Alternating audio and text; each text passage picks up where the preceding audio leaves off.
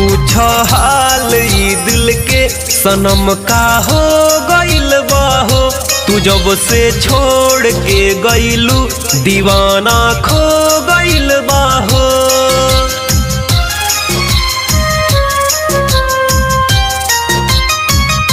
न पूछ हाल ई दिल के सनम का हो गइल बाहो।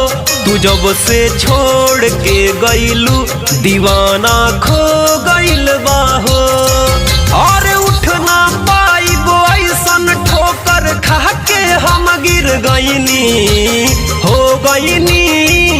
प्यार जब कइनी बदनाम हो गइनी प्यार जब कइनी बदनाम हो गइनी। Presented by Lovely Film Production. Music by Gaurav Roshan.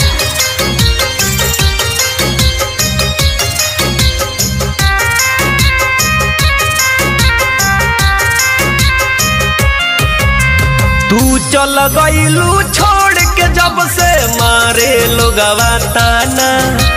पहिले पागल तू कहलू अब कहे सारा जमाना।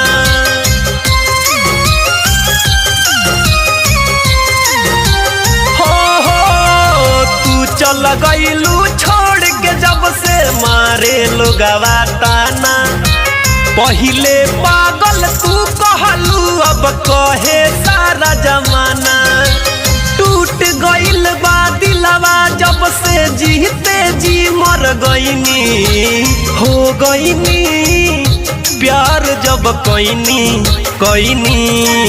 बदनाम हो गइनी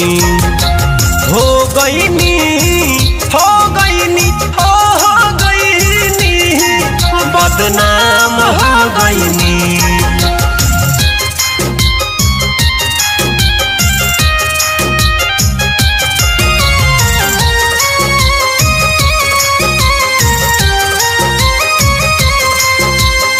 आप सुन रहे हैं अमित पटेल की आवाज में।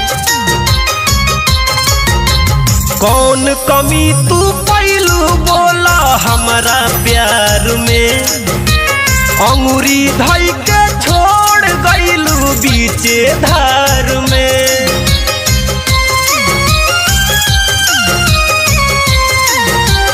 हाँ, कौन कमी तू पैलू बोला हमारा प्यार में। अंगूरी धई के छोड़ गइलू बीचे धार में। रेत के महल टिकी नाही बतिया जान न पैनी हो गइनी। प्यार जब कइनी बदनाम हो गइनी प्यार जब कइनी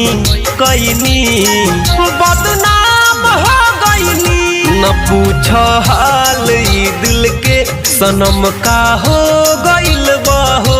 तू जब से छोड़ के गइलू दीवाना खो गइल बाहो।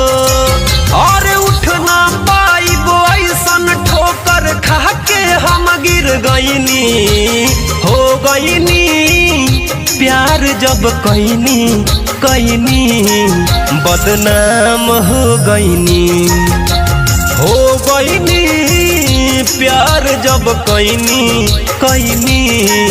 बदनाम